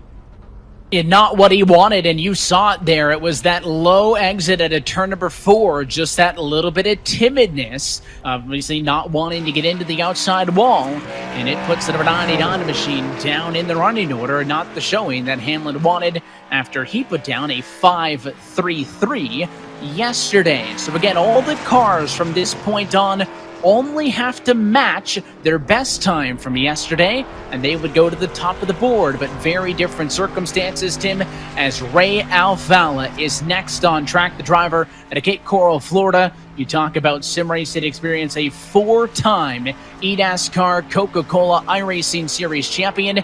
And by the way, he used to have to win a whole season of that to get $10,000 back in the day. Now he can match that with 1 lap if the number 2 VRS Chevy is up to it. He had a front row starting position a couple of weeks ago on Tuesday night for the eNASCAR Coca-Cola iRacing Series. So qualifying especially the last couple of weeks, has really been his strong suit, has been his forte. We'll see if he can match it here, put it up at the top of the board, and collect some more money as he gets ready for his Landon Cassill qualifying challenge lap, working through 3 and 4 on the warm-up, getting ready to see green. And we saw his teammate in the Coke Series, Bobby Zilinski, on track earlier. VRS making their official foray into the series this season. Of course, you can go to virtualracingschool.com, and they provide great insights and training for those looking to advance to maybe some of the more serious levels of sim racing. Some sparks on the entry to turn number 3. Is that within the allowed limit? He's tight on the fence at a 4, but clean on that end. Can Alfala go fast in the LCQC? It is a 27.657. So he is back in the pack, unable to crack a top 10 spot. He'll roll it back down to pit road, and I'm sure Ray Alfala wanted a little more out of his lap, but we're coming down to the final 8 drivers or so to try to throw a time up at that 27.584 that Donovan Strauss currently has. He's got some bullets to dodge, including this one. Garrett Lowe has run strong the last few weeks in the NASCAR Coca-Cola iRacing series that we cover on Tuesdays, and now he'll be looking for a good lap here. He sits 4th in the championship coming into this evening. Of course, took over that ride for the Wood brothers this year. They still have their patriotic colors on that ride spin Ford Mustang from a race at Charlotte Motor Speedway this past Tuesday. So really cool to see that. And Garrett, you mentioned, has been one of the kind of breakout stars of the season this year. Don't be shocked if he goes late in the playoffs on those Tuesday night broadcasts as that season works on. But here tonight, none of that matters. There's no buy-in if you're a pro driver. Landon mentioned it off at the top, Tim, just seeing Denny Hamlin to go, that he had to qualify in just like everybody else. And Garrett Lowe going to have to do what the last dozen or so haven't been able to do, and that is best of 5.84 as his lap is green. And those drivers near the top, it's been a while since we've seen somebody really enter the top 8 or so, as Garrett Lowe is on his hot lap down the back straightaway, looking to break open the top 10 or so and get up here and try to cash his way into 10 grand. We talk about 10 grand going a long way for a Legends racer. Evan, this could be it. Oh, but he got the fence to the turn 4, and he knows that throws it away. It looked so good, especially in 3, up on the outside wall. However, just got that safer barrier as it almost sticks out a little bit when the wall straightens out. And Garrett Lowe will not even be given a lap time. Your 9th driver to the end of this one, actually 8th, I should say, 8th fastest from last night, does not go on the scoring pylon. So he'll roll back to pit road, and we'll see another big name come up. It's Nick Ottinger, winner from Dover in that eNASCAR Coca-Cola iRacing Series, the 25 for William Byron Esports. His teammate went a little bit earlier, so not only is he trying to take away 10K tonight, just keep in mind, John Gorlinski's lap was a 27.714. Just keep that in the back of the mind, too. And I don't know if this was self-authored or not, but of course he's the second winningest driver in Coca-Cola Series history with 15. That's been a fun storyline this season. He and Ryan Luza going back and forth. He sits with 15 career wins, Tim, but his official bio also says that he has the best hair in the series. He likens it to the Kyle Petty ponytail swag. Yeah, I could probably go with that. I think Christian Chalner has a flowing hair too, or flowing locks. Easy for me to say. So it might be a little bit of a competition. That might be something to look at next Tuesday night when we head to Atlanta. But we get ready to see Ottinger on the clock. The Logitech William Byron Esports number 25 is on the clock.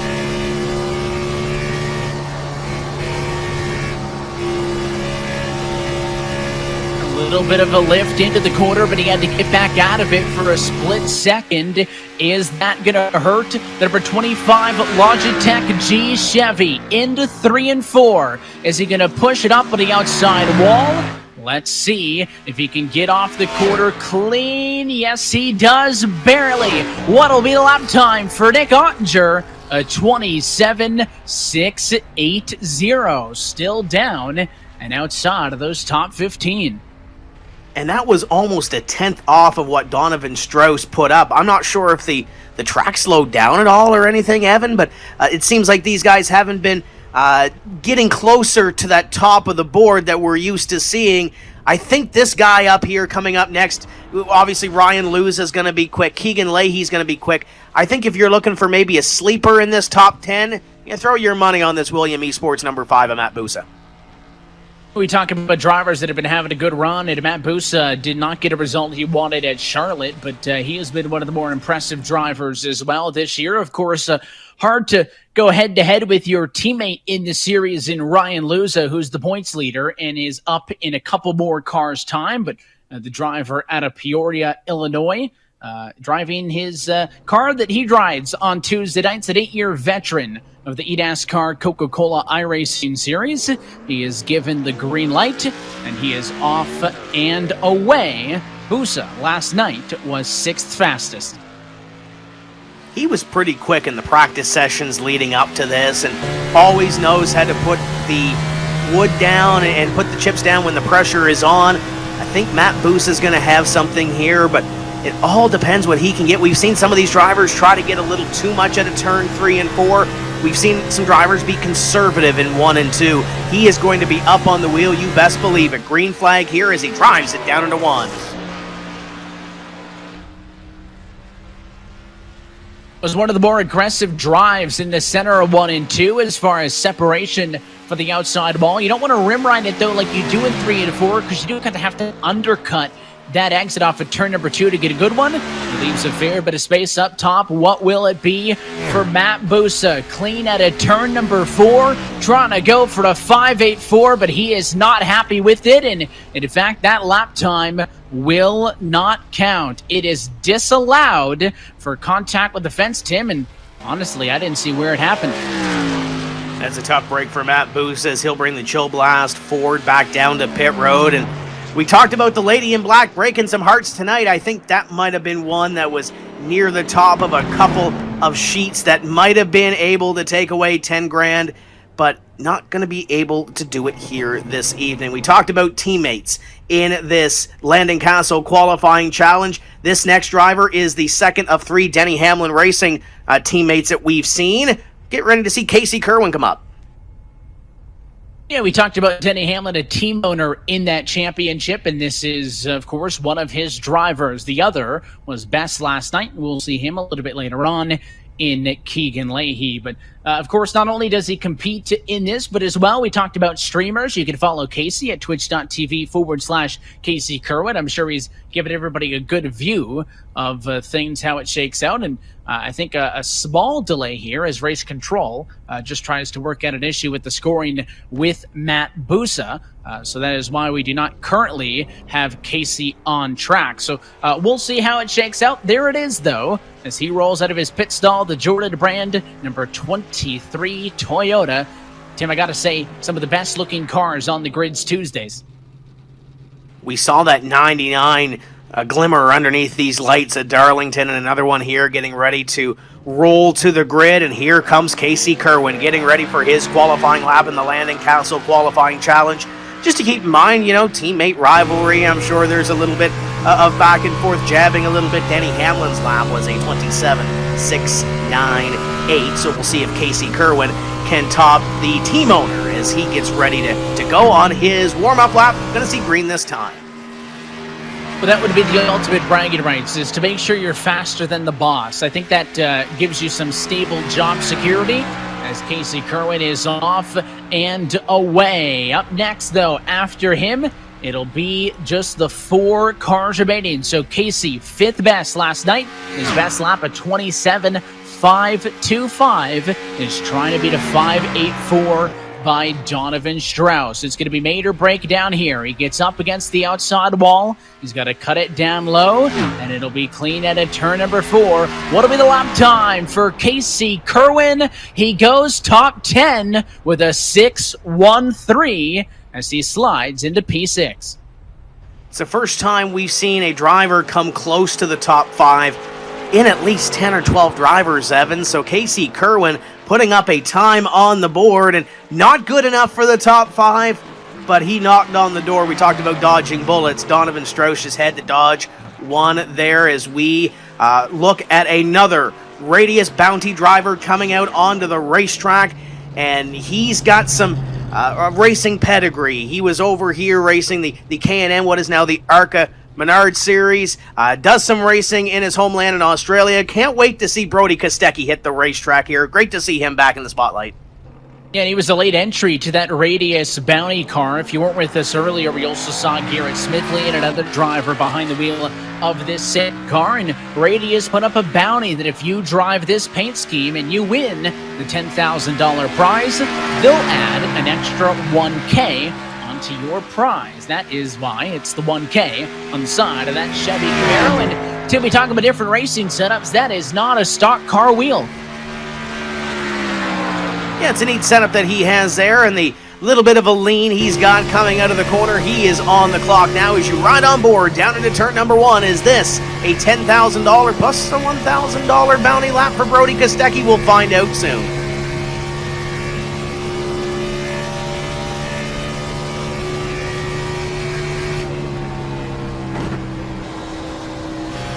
He's a lot higher up in 3 to 4 than some of the other drivers, but he got the outside wall at a turn 4, and you can see his reaction as it happened.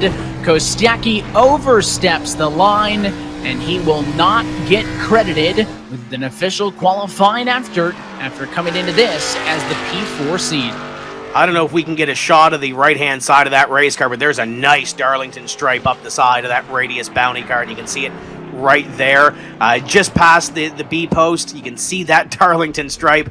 He was going for it. That's a $10,000 effort, but that's all it is an effort. As we see the next car roll up. Hold on, let me grab my sunglasses.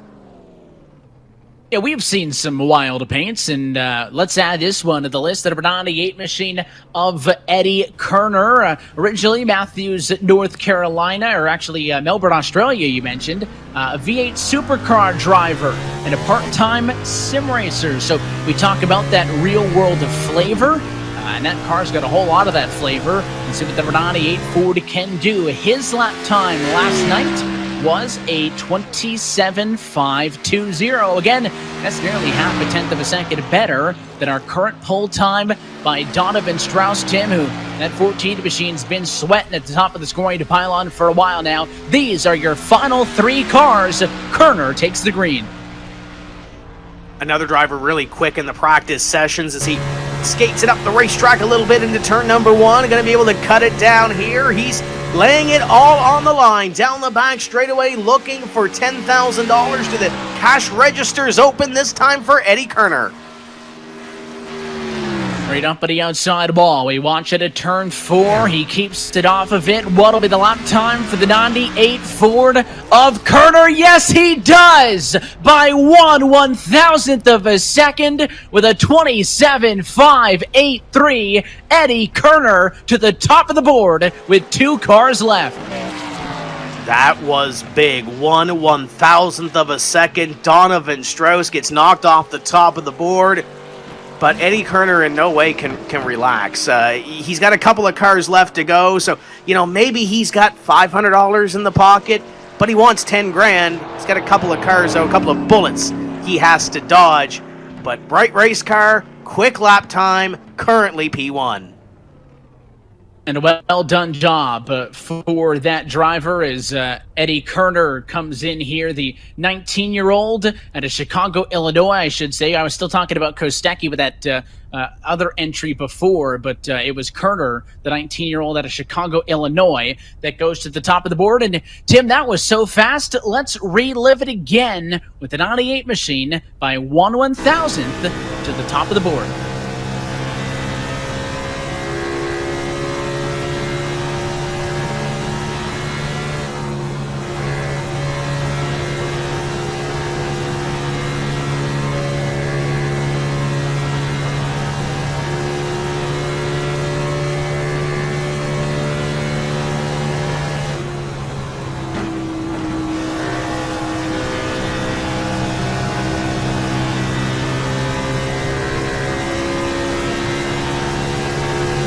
And I don't know about you, Tim, but that looked like a winning lap. I don't know if you could get closer to the outside wall, not only in center, but on exit as well. And we talked about how much $10,000 and how far it could go. He's currently in college as a music major. This would be huge for the 98, but you talked about there being 2 more bullets in the chamber. And this one is due up next. Ryan Luza, the driver for Williams Esports in the eNASCAR Coca-Cola iRacing Series, and one of the best drivers in that series for the last 4 years, is going to make his attempt. He knows a thing or two about pressure, Evan. If anybody's going to try to unseat Eddie Kerner, Ryan Luza might be the driver to do so. The Williams Esports Chill Blast number 53 pulls up to the line, waits for Josh Mendoza to give him the go-ahead, and he'll get ready to roll off the line, see what he has for one lap, and see if it's worth $10,000. 5:83 is the time to beat as Luza still sits there. He had to sit already for at least an hour or so, Evan. I'm sure this is killing him. A couple of seconds won't hurt. Yeah, I wonder how much the difference is for the first couple of cars that went out in qualifying here. They sat for about 20 to 30 minutes, but of course, Luza going so late, he found himself way at the back. And in fact, Luza, I believe, has been parked by race control. It would be an advantage, Evan, to sit there for longer than the rest of your competitors. Ryan Luza has been shown the black flag by Landon Cassill qualifying challenge officials. We're down to 1. The driver from Halifax, Nova Scotia, Keegan Leahy, going to be on the clock here. His teammate is currently 7th. The time to beat is a 27.583. And now Keegan Leahy sits and gets ready for his qualifying attempt.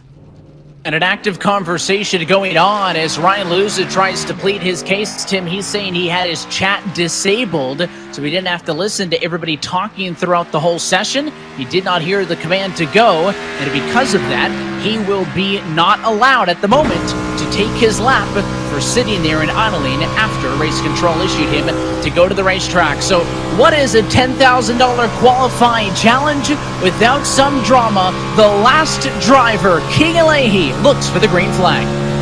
He came within a couple of corners to winning the eNASCAR Coca-Cola iRacing Series Championship last season, and now Keegan Leahy will look to get on the clock. The student at Dalhousie University in Halifax looking to put a long way to tuition with $10,000 American through 3 and 4. Evan, is this enough to win $10K?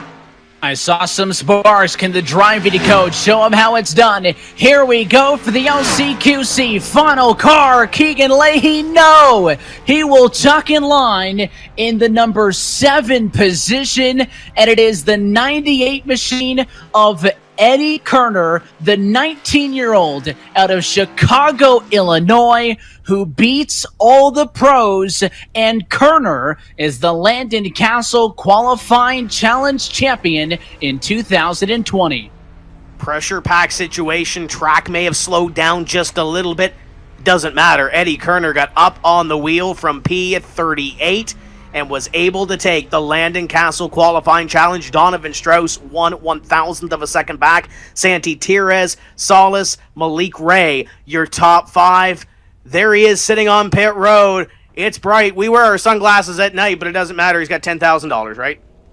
Yeah, the car was so bright that he had me reading the wrong bio when he went out and onto the racetrack. And maybe that was the decision, Tim, to scare the rest of the field into submission, confuse them, and maybe, get through the lasers in post-race tech. Of course, all of this unofficial. As we heard from Landon Cassill earlier, they're going to look at the onboard video and the replay with all the drivers just to make sure that there were no rules infractions. Of course, you could see with Luza, though, a very, very short leash as they monitored everything in live time. And for Tim, all the big names that we hyped up and talked about this, Kerner, a spoiler tonight at the Lady in Black. We kind of saw that back in 2010 when Jason Loafing took the Landon Cassill qualifying challenge. A name that was on our radar, was a part of the eNASCAR Coca-Cola iRacing Series scene back in the day. But now Eddie Kerner gets ready to light it up on the front straightaway, and he is going to celebrate a Landon Cassill qualifying challenge win. 3 Landon Cassill qualifying challenges, 3 different winners, and the Lady in Black has found its mate tonight, I think, in Eddie Kerner. When Jason Loafing did it back in 2010 at the Charlotte Motor Speedway, it was a $1,000 prize. Humpy bumped it up that following May here at Darlington with $2,200, but never, I don't think in sim racing, has $10,000 been given out for one single lap. And tonight, it belongs to the driver right there in the number 98 machine of Eddie Kerner. Let's talk with your Landon Cassill qualifying challenge champion, Eddie Kerner, tonight in 2020. Eddie, how you feeling? I'm feeling great. I'm still shaking a little bit, but it's cool. I don't know. I'm lost for words. I mean, you knew you had speed coming into this one based on the qualifying yesterday, the third best time. And I mean, tonight I think was about nerves, but also it was about mistakes. A lot of big names getting into the outside wall. How were you able to walk that balance between aggression, but making sure the lap counted better than anybody else? I was watching a lot of the fast guys. The quickest people all week have been me, Graham, and Busa. And when Busa got in a little too hot in the turn one and kind of scuffed his lap up already, I knew I had to just take a deep breath and slow down turn 1 and 2. 3 and 4 has been my bread and butter all week. That's where no one's been able to kind of match me in speed. And I just knew I had to put together a solid 3 and 4 and I'd be able to get it. And it's just, I don't know. Well, we kind of spent all night talking about the Denny Hamlins and, of course, the drivers in the eNASCAR Coca-Cola iRacing series. So, I mean, it's one thing to be fast, but to be the fastest against the literal best on the surface and in the real world, aside from the prize, we'll get to that in a moment, just the fact that you came out here and proved the point, what does that mean to you? I've been looking for something to prove myself. I've ran the NASCAR iRacing series fixed and stuff like that, and I'm in Road to Pro, but it was cool to actually go up against the best of the best, real life and in sim, and to be able to compete and to beat them. It's undescribable how awesome it is. You mentioned as well that you play baseball in college, majoring in music. Well, you just made $362 per second on that lap as you walk away with $10,000. What will that mean to you? It means I don't know. I'm still at lost for words, but the money, yeah, it's cool. We've been struggling here, and to get some money from racing. I've spent the past 3 days, as Graham calls it, slaving at this. Just I've had to put down over 800 laps, and for it to pay off, it's awesome. You are the third different champion of the Landon Cassill qualifying challenge. Tonight you do it from the Darlington Raceway. Eddie, who do you want to say hi to? This is your moment. Dad, my mom, my sister, whoever's watching. I post on Snapchat, so whoever's watching my Snapchat, and thank you to all my teammates in there. It's back at Nexus. We're a Road to Pro team, but hoping to go into the Coke Series here coming, and it's amazing. Well, we would love to see you guys there, Eddie. Congratulations on the win tonight, and I'm sure we'll be seeing more of you down the road. Thank you. He is your champion tonight for the virtual Darlington Raceway with a lap time of 27.583. The margin of victory, Tim, 1/1000th of a second. Eddie Kerner, the third LCQC champion. I think back to Kenny Humpy when he won the Landon Cassill qualifying challenge. He was a name, Evan, that was just breaking out into sim racing. He goes and wins an eNASCAR Coca-Cola iRacing Series championship, bunch of races. I think Eddie Kerner is going to be that next big name that we see on Tuesday nights, and he just made his splash right here for 10K. And let's talk with the man behind all of it as we get Landon Cassill once more on the broadcast. And it had been a while since we did this, way back in 2011. How did it lead up to the hype? I thought it was a great event. Man, my heart is still pounding for these guys. I know what speeds they're capable out there on the track. And to see, the lap times, the pressure, you could just feel the pressure. Eddie Kerner had been fast all week.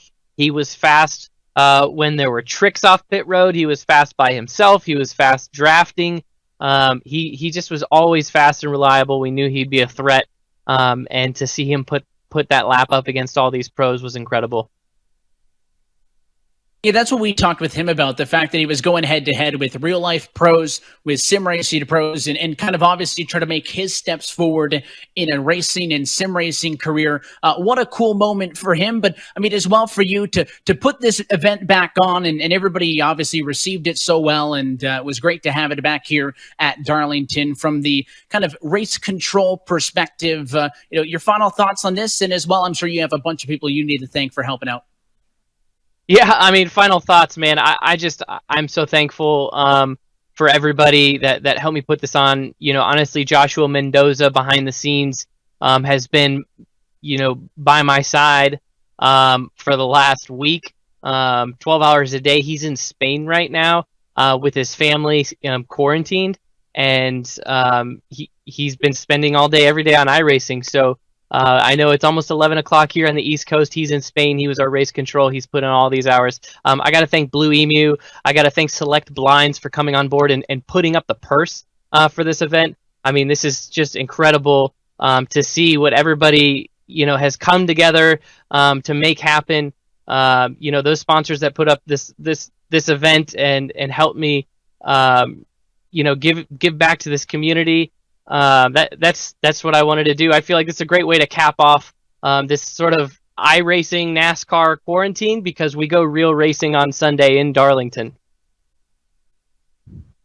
And certainly looking forward to that one, and hope that everybody enjoyed our sim racing coverage from this way back to the very first Pro Invitational and everything in between. But Landon, I will say, if it's a year or if it's another 9 years, I'm sure everybody had a lot of fun tonight, and the next question will be, when do we do it again? So we'll leave everybody on that cliffhanger, but really appreciate you putting this event on.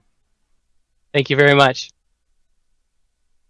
The man behind all of it, the Landon Cassill Qualifying Challenge, tonight presented by Select Blinds. And Tim, I think, like I said, and like everybody has iterated, and Eddie admitted it himself, he knew he had some speed, but to be able to do this against these drivers means something. One more big shout out to Select Blinds as well for putting up this purse. You can show your home some love with custom blinds. Go to selectblinds.com for more. But I mean, $10,000, you heard it from Eddie himself. That's life-changing money that he wins here tonight. And, give a call-out to Donovan Strauss as well. $1,000 for position number 2. Santi Tierrez, $500 for position number 3. For Donovan Strauss, there's another name that is working his way up through Road to Pro and trying to get up into the eNASCAR Coca-Cola iRacing Series. I don't think we've heard the last of Donovan Strauss either, but Eddie Kerner got up on the wheel and did what he had to do to win $10,000. I'm with you. I hope it's not another 9 years before we see another Landon Cassill Qualifying Challenge. I'm hoping I'm still around for it. It's been a long 9 years, but congratulations to Eddie Kerner adding his name to the trophy with Kenny Humpy and Jason Loafing. It lived up to all the hype and all the expectations. We saw some drama at the end. It's single car, go or go home qualifying like Landon set it up back 10 years ago, and it still lives up to every expectation. I absolutely cannot wait to the next one. And well, it was at the very same Darlington Raceway those 9 years ago, and we did it last. This is a vastly different sim, different faces, different cars, a whole new community. So I think my favorite part of this, to mention off at the top, that the LCQC was always mentioned as kind of a litmus test of, do you remember back when? And I'm happy to welcome a whole new generation of sim racers and fans into that club for this third installment of the Qualifying Challenge. That's it for us, though, here tonight from Darlington Raceway, and so happy that you were a part of the history with us here on the iRacing Sports Network. For Landon Cassill and Joshua Mendoza, as he mentioned, race control and putting this all on. For our team, Tim Burns, Justin Prince, James Pike, Drew Adamson, Cisco Scarbuza, and Alex Horn. I want to thank all of you for tuning in on behalf of myself, Evan Pasocco, and for Tim Terry. And congratulate Eddie Kerner. The 27,583 was the $10,000 lap. He's your champion of the Landon Cassill Qualifying Challenge in 2020.